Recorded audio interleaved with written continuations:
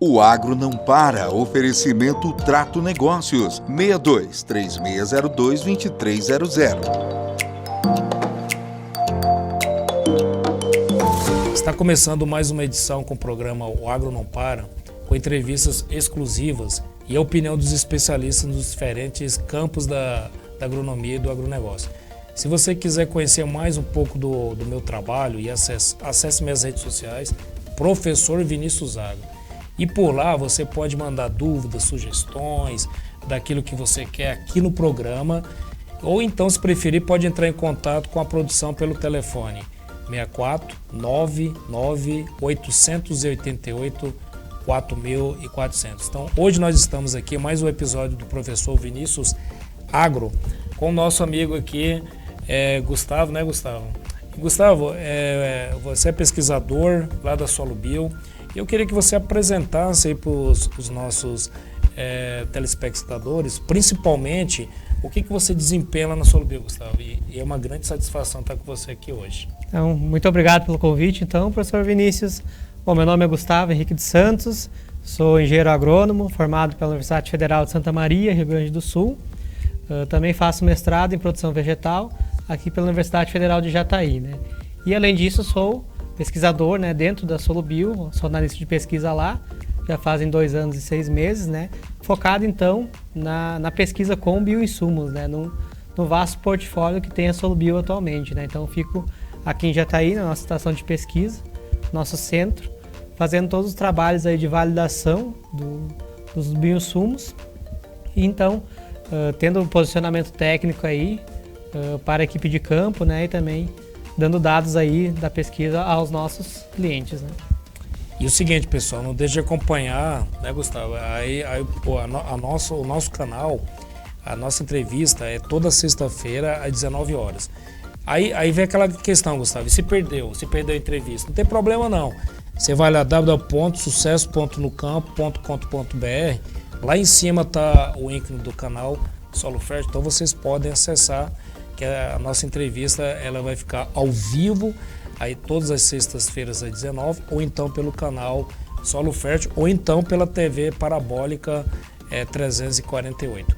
Gustavo, principalmente essa parte de fixação biológica por nitrogênio, qual que seria hoje em dia, principalmente na produção de soja, como é que é esse mecanismo de fixação biológica? A galera tem dúvidas ainda, sabe, Gustavo? Inclusive os alunos. Tem algum produto, tem algum tratamento? Como que é feito essa atividade, principalmente por fixação biológica por via nitrogenada pela cultura de soja, Gustavo?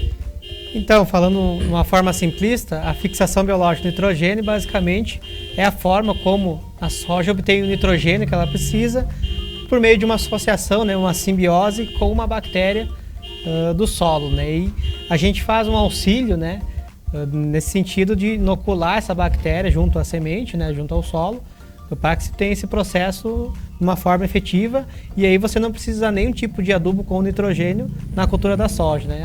Seria até inviável economicamente se não tivesse essa simbiose na nossa soja, né? Então, basicamente, os processos para você ter uma boa inoculação, né, um bom aporte de nitrogênio, é você ter primeiramente um inoculante de qualidade, né? Olha só, pessoal, dado importante.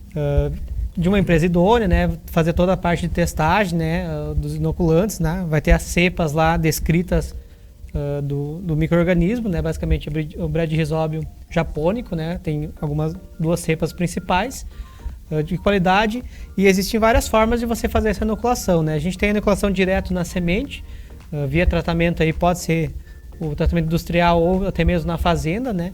Que é um meio bastante efetivo. Você faz a mistura das doses dentro de uma máquina e faz esse processo de homogeneização das sementes, que é muito importante, né? Que cada semente tenha a dose adequada, né, de bactérias, né?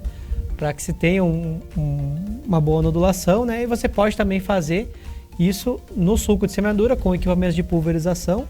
Hoje também é muito comum das fazendas terem esse tipo de sistema, né? Para evitar esse trabalho do on-farm, que é um pouquinho mais trabalhoso, mas dá para se fazer tranquilamente, né? Então, os melhores dos cenários seria você fazer uma inoculação na semente, né?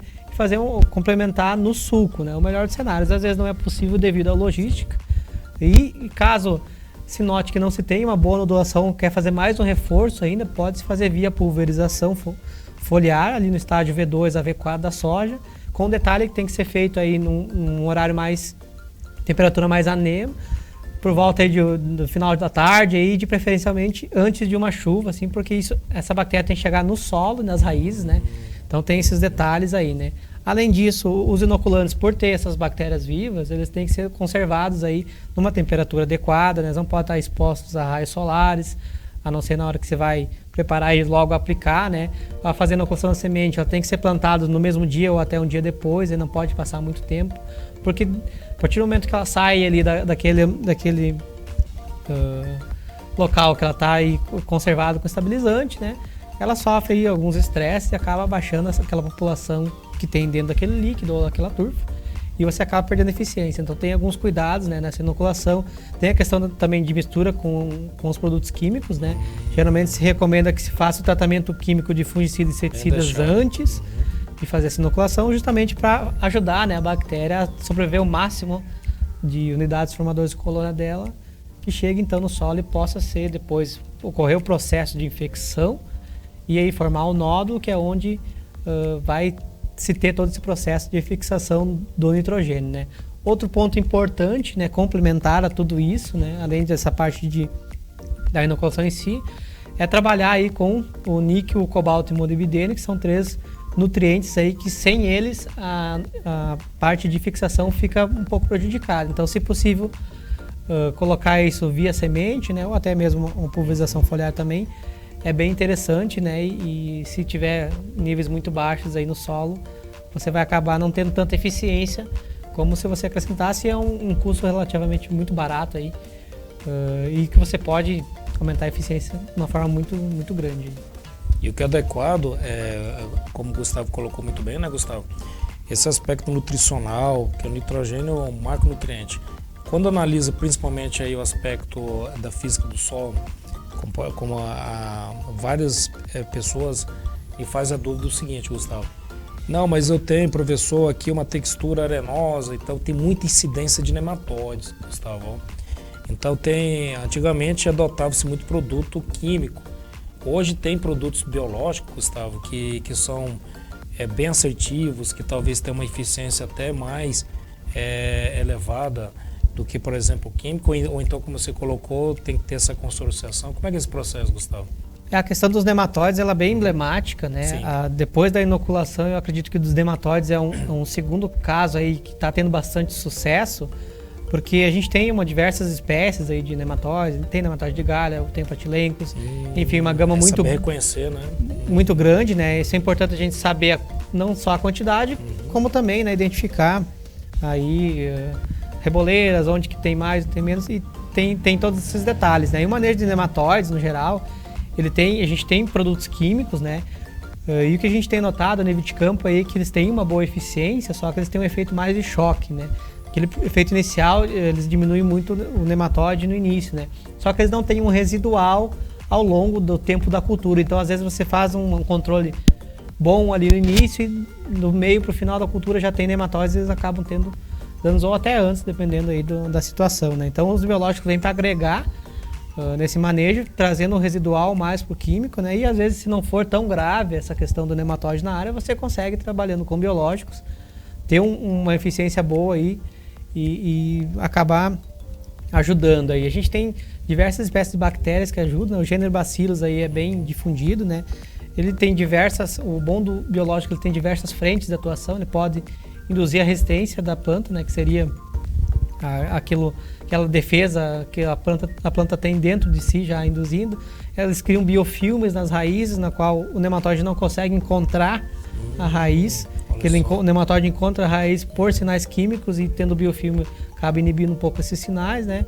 E tem casos também que as bactérias excretam em substâncias que acabam matando ou tendo alguns efeitos no nematóides. Além das bactérias, tem fungos também que agem na questão dos nematóides, né? Como o tricoderma é um deles, que indiretamente consegue induzir a planta na resistência, também a promoção de crescimento. Quanto maior raízes, maior o volume de solo, e às vezes o nematóide não consegue ter tem um efeito tão grande, né? E tem algumas espécies de fungos que também parasitam os nematóides, então acabam matando os nematóides, realmente, como Pocônia, Phacellumyces. Então tem uma gama aí já descoberta e muito mais a se descobrir. Então são ferramentas que podem ser inseridas no manejo. Agora vem aquela dúvida, principalmente o manejo. Porque o manejo biológico, como é algo, na verdade é algo antigo, que desde a natureza já tinha, né? Não é isso, né, Gustavo? Se eu estiver errado, por isso que eu trouxe o especialista aqui, o Gustavo, para tirar as dúvidas dentro da parte aí, não só dos bioinsumos, né, mas principalmente da atividade biológica. Essa questão, sabe, Gustavo, que eu vejo, o controle que a gente estabeleceu nematóides. E o controle de doenças, por exemplo, tem agora, aqui na região de Jataí, teve muita incidência de mofo branco. Tem estudos também que validam a questão também dos biológicos para ter um controle mais eficiente com o mofo branco, que foi, na verdade, diagnosticado aqui na região, né, Gustavo? Principalmente por causa dessas intempéries climáticas, teve essa acentuação a mais do mofo branco. Então, dentro dessa dinâmica da doença, os biológicos, juntamente com a Solubio, se quiser apresentar alguns produtos também, Gustavo, fica à vontade, nós estamos aqui para compartilhar o conhecimento do agro. A questão do mofo branco é bem complexa, né? A gente está tendo bastante casos aqui na região, né? Na parte sul do país já é recorrente, né? Tem muito mais área de mofo branco aí, da questão de umidade também, da dispersão, né? Ele acaba, às vezes, chegando na lavoura através de sementes contaminadas, através de uma série de fatores, e depois que estabeleceu, é bem difícil você eliminar 100%, né? Então, tem algumas ferramentas biológicas que podem ser inseridas de maneira assim como químicas, né? Mas aquela questão do residual também vale agora também para o mofo branco, né?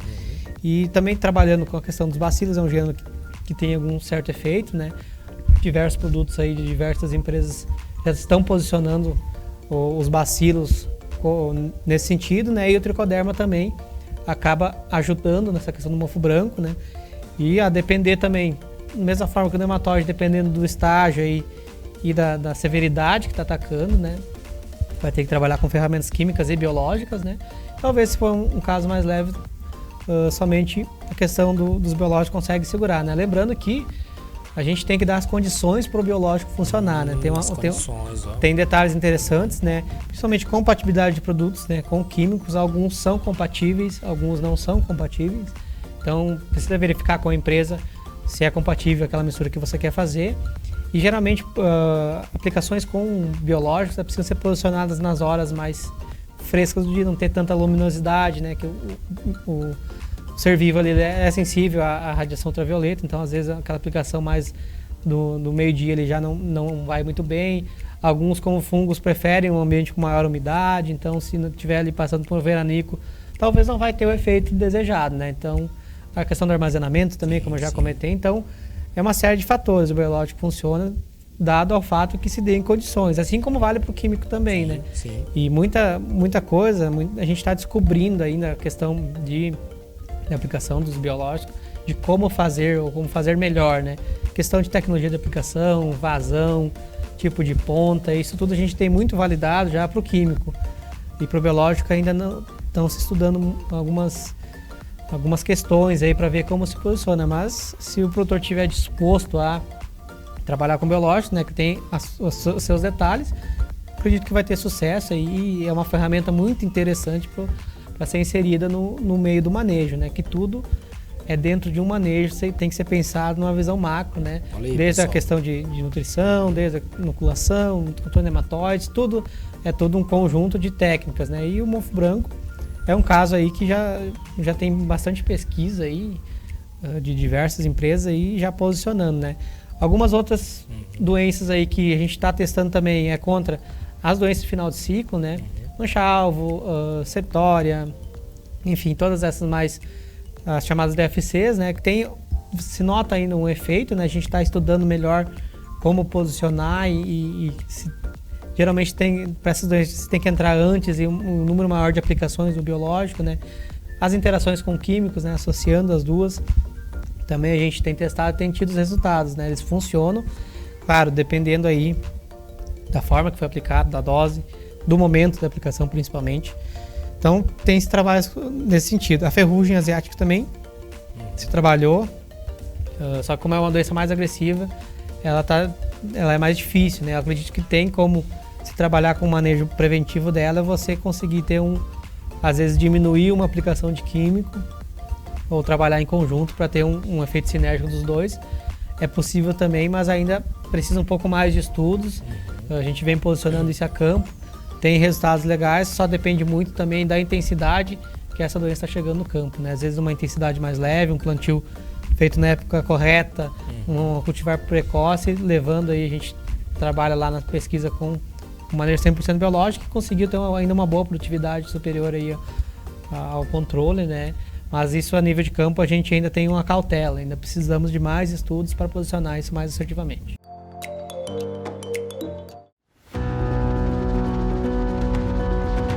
Nós somos uma das primeiras empresas aqui da região a lavar a brita, e da lavagem da brita surgiu o filler. Aprofundando os estudos, nós desenvolvemos o FMX e montamos a empresa Trato Agro, que passou a ser o braço agrícola do nosso negócio.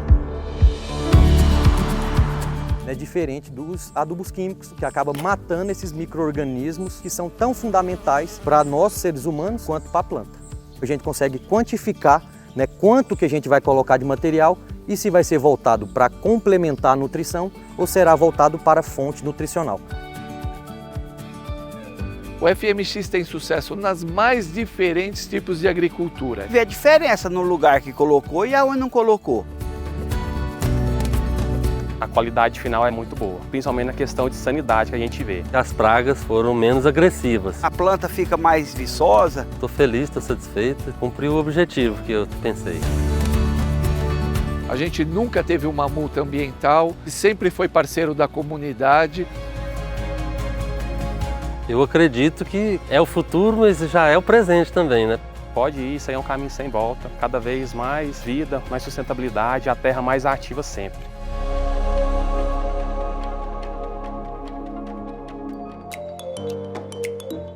O Gustavo, pessoal, ele não fica só porque o pessoal acha que só fica lá no laboratório, né, Gustavo?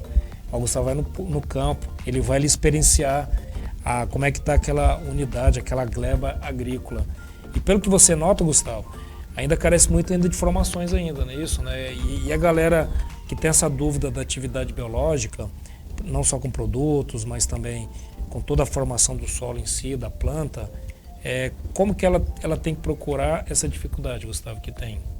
A educação em si, né, a parte da universidade ainda tem se trabalhado pouco, ainda em sala de aula, né? Aí, pessoal. E agora vem se aumentando esse interesse, né, de uma forma geral, interesse tanto de estudantes como de produtores, da indústria, enfim, tem-se um desenvolvimento aí, a gente está registrando muito produto biológico aí, um crescimento aí deve ser com certeza mais de 30% ao ano aí desse mercado, e está surgindo muitas empresas que estão nessa linha, né? Então precisamos ainda é carente de profissionais que saibam a questão do posicionamento, a questão do quais gêneros de bactérias existem, quais de fungos, como que isso funciona, qual é o modo de ação, ainda é muito incipiente, né?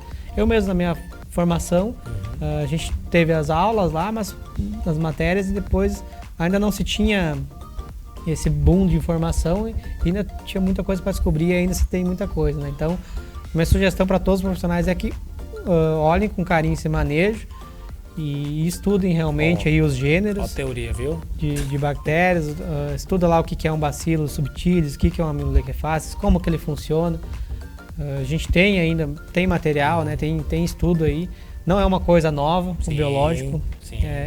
Foi o primeiro tipo de controle que existiu. Né? Porque o biológico ele é um controle natural, a gente vê aí a campo, né, isso acontecendo, mesmo que você não aplique, de vez em quando, a depender de como é o seu manejo, você acaba encontrando as pragas controladas de forma natural, né, no ciclo da vida delas. Então não é nada novo, a gente está copiando a natureza de como que ela consegue controlar essas populações, né? E a dica é procurar aí realmente informação, cursos, palestras, enfim, tá saindo bastante eventos aí também com isso, né, podcasts, entrevistas, enfim, hoje em dia tá muito mais fácil, né, a gente tem que sair um pouco desse estigma que, eu aprendi tudo durante a faculdade, quando na verdade você aprende mais praticando e estudando concordo do que plenamente. quando você está lá realmente sentado numa sala de aula. Enfim, às vezes você aprende mais ouvindo um podcast, por exemplo, vendo uma entrevista, vendo algum outro tipo de coisa do que numa aula, às vezes que você não está num dia muito propício para aprender, né? Então, a minha dica é realmente essa, que busque aprender das diversas formas, cada um tem a sua forma de aprender, né? E o que eu acho interessante, o Gustavo e também o grupo da Solo Bio que está aqui presente, juntamente com o nosso canal Solo Fértil, é principalmente a questão de culturas, né, Gustavo? Tem algumas culturas que elas conseguem, além de antecipar o problema, mas também de postar melhor esse solo, é isso mesmo, Gustavo? Então, em vez de aplicar somente o produto, que também é eficiente, produto agrícola, tem algumas culturas também que eu consigo melhorar a biodinâmica do solo, ou também via plantar e atmosfera. Tem alguma cultura que você pode citar? Várias culturas, né, Gustavo, que tem aí aplicabilidade? Tem-se um conceito que está muito na moda, e a gente ouve muito falar, que é a agricultura regenerativa. Ah, né? Regenerativa. O que é essa agricultura regenerativa? É você tentar ter uma produção boa, uma alta produtividade, mas não esquecer de como que funciona a própria natureza, enfim, né? Não ter o mínimo de impacto ambiental possível, né? Isso, além de todo o manejo com produtos biológicos, usar o químico realmente quando ele precisa, na dose certa, assertivamente, fazer o manejo integrado de pragas, o manejo integrado de doenças, tudo isso é agricultura regenerativa. E nessa linha aí, uma coisa que os agricultores já vêm adotando há muito tempo, né? E agricultores que têm grandes produtividades geralmente fazem a adoção, que é a rotação de culturas, o sistema plantio direto bem aplicado, trabalhar com plantas de cobertura, caso seja possível inserir dentro do manejo, né? Tudo isso no macro ele acaba culminando. Então são todas ferramentas, né? Um exemplo clássico do manejo de nematóides, né, em áreas que às vezes tem muito problema, mas é uma rotação aí numa safrinha com crotalária, né? Tem a ocroleuca, tem 3, 4 espécies de crotalárias que podem ser inseridas, tem trigo morisco, tem nabo forrageiro, tem as braquiárias aí que promovem, além da descompactação, a melhoria do solo em si, ainda consegue ter uma pastagem, às vezes inclui o gado junto, né? Tem safrinhas aí que usam milho com braquiária, depois consegue colocar gado junto, milho crotalária, que consegue ter 3 safras em um, que seria safra de soja, de milho, e ainda consegue controlar o nematóide, que basicamente é quase uma safra. Então tudo isso envolve, e eu gosto muito dessa parte, de tentar copiar o que a natureza já faz. E a natureza faz isso, controla a população, um ambiente equilibrado com tudo isso, né? Com todo esse manejo completo, né? Então, tem a questão do carbono também, que está muito ascendente aí, da gente conseguir pegar esse carbono da atmosfera e botar no solo, por questão das mudanças climáticas. Então, o que eu vejo é que a gente está ficando muito, muito evoluído na agricultura, e a gente está mudando a visão daquela agricultura que era um impacto ambiental muito grande, que tinha degradação de solo, enfim, tudo isso está mudando, o produtor está se atentando a isso, e a sociedade vai começar a recompensar. O agricultor vai parar de ser o vilão da história e vai começar a ser o cara do bem aí, fazendo, claro, todos esses manejos, né? E vem os biológicos, vem o manejo de rotação de culturas, plantas de cobertura, vem trabalhar com a racionalidade de adubação, de químicos, enfim. Olha o que colocou, racionalidade. Ó. A gente vai conseguir ser mais eficiente, vai produzir o alimento tanto quanto ou até mais, e ainda vai ter um impacto ambiental mínimo, né? E a gente vai acabar aí tendo uma série de benefícios a longo prazo aí, que para as próximas gerações que vão estar aí vão poder usufruir. Porque o tema hoje em dia é principalmente a questão da sustentabilidade, é isso, né, Gustavo? Porque não adianta eu ter um desempenho econômico ou então buscar sempre o nutriente do meu solo em quantidade acima daquilo que o próprio solo suporta, não é isso? Né? Então, como é que está a física, química e a biologia desse solo? Como o Gustavo muito bem colocou, nós participamos de um congresso que aborda exatamente isso, lá em Goiânia, lá o simpósio de Nutrição Mineral, Sociedade Brasileira de Ciências do Solo. Por isso que é importante que, né, Gustavo já colocou o viés anteriormente, né, Gustavo? São os congressos, simpósios, os cursos e pesquisadores altamente renomados colocando isso, né, Gustavo? Essa questão de ter uma maior atividade aí, de culturas nas suas glebas, nas suas fazendas, ou até na sua horta também, né, Gustavo? Então, Isso também vai para o pequeno, não é isso? Vale para todos os tipos de culturas, né? Um gancho aí que a gente tem aqui, isso que a gente está falando aqui, de biológicos, de inoculantes, enfim, do manejo de bioinsumos, o manejo sustentável não é só para soja, milho, para cana, é para algodão, é para hortifruti, é para citricultura. Um grande boom a gente está tendo aí de uso de biológicos, além de das culturas de grãos, que é o mais expressivo em questão de área, mas estão se usando muito em hortifruti, cultura, enfim, na questão das fibras também, do algodão, né, cana também se usando muito.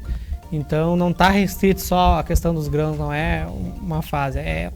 No geral, está se vendo que da maneira que a gente andava caminhando, né, eu diria assim, de muito químico, muito adubo mineral, muita coisa, viu-se que ali não era o caminho, né, que ali você acabava tendo um impacto grande ambientalmente e mesmo você colocando mais adubo, as plantas não estavam mais respondendo e se descobriu-se que na verdade a gente estava fazendo a química muito bem, a física mediana, porque tem muito problema aí de compactação de solo, por exemplo, e a biologia estava meio esquecidona lá no fundo, né? E na verdade a tríade é que funciona bem, tem que estar quimicamente bem, fisicamente um solo bem estruturado e biologicamente um solo ativo, né? Um solo saudável produz muito mais e com muito mais qualidade. Olha o tanto que é complexo, hein, pessoal? Então a atividade biológica mesmo no sistema convencional tem como eu ir agregando a formação, por exemplo, vamos dizer um cara que nunca adotou o biológico na sua área. Então, logicamente, não é do dia para a noite que ele vai ter o resultado. É isso mesmo, né, Gustavo? É tudo uma questão de tempo, né? Ele tentar o manejo mais biológicos, né? Às vezes a gente até não recomenda que comece com todo o manejo de uma vez, né? Olha aí, ó. Vai testando, né? Vai se ambientalizando, porque tem que ter uma mudança da mentalidade do produtor também, né? Porque às vezes tem produtores que devem ter aí alguns casos aí que aconteceu que usaram biológico, mas não viram nenhum tipo de efeito, não viram o efeito desejado e desistiram e classificaram como se todos os biológicos não tivessem nenhum valor. Na verdade, às vezes foi um posicionamento errado, foi às vezes um produto que não tinha o efeito que ele queria mesmo, talvez tinha que ser outro tipo de produto, outro posicionamento. E é tudo uma mentalidade, né? Primeiro, às vezes a gente é muito do ver para crer, sim, né? Sim. Então, a gente tem que ir experimentando, faz um pedacinho, vai adequando e conforme os anos passam, a tendência, aquele solo que estava muito degradado ali, ele vai aos poucos se restabelecendo, só que também não é de um dia para a noite, né? Não adianta eu ir lá e inundar ele de biológico e achar que ele vai, de um solo degradado, vai passar para um solo saudável em uma safra, 2 safras. Vai levar um tempo e não é só usando biológico, tem que olhar toda a questão do manejo em si, para que ele consiga construir, ver se o solo está quimicamente correto, fazer análise de solo, fazer a adubação correta, sem extrapolar e sem botar menos, se for possível. Olha a importância da análise de solo, hein, turma? Ver a análise de física do solo, conseguir analisar se não está tendo uma compactação, se tem diferença de textura, se não está tendo erosão, né? Que aqui até não, por causa da declividade do centro-oeste, é privilegiado nessa questão, embora tenha áreas declivosas que isso acontece, né? Escorrimento, enfim, que é um problema gravíssimo. Enfim, parte física e a parte biológica, a gente já tem análises aí biológica com a BioS, que é desenvolvimento pela Embrapa, que pode ter um diagnóstico das 3, né? E é um score feito pela sua região para você ver se você está mantendo um solo saudável ou se tem uma das partes que não tá legal. E eu quero que você faça agradecimentos aí, as considerações finais. E o seguinte, se você tiver algum produto, né, alguma inovação da SoloBio, pode comunicar, que nós estamos abertos aqui no sentido de sempre filtrar a informação do agro. Eu agradeço o convite, né? Falar em nome da SoloBio que estamos de portas abertas para quem quiser conhecer mais, para quem quiser conhecer a estação de pesquisa, lá ver como a gente trabalha. E o nosso quadro se encerra e o pessoal não deixa de acessar as nossas redes e principalmente lembrando, viu, Gustavo, professor Vinícius Agro, é aquilo mesmo, o agro não para, não é isso, né, Gustavo? Obrigado, o agro não Gustavo. Para. Muito obrigado.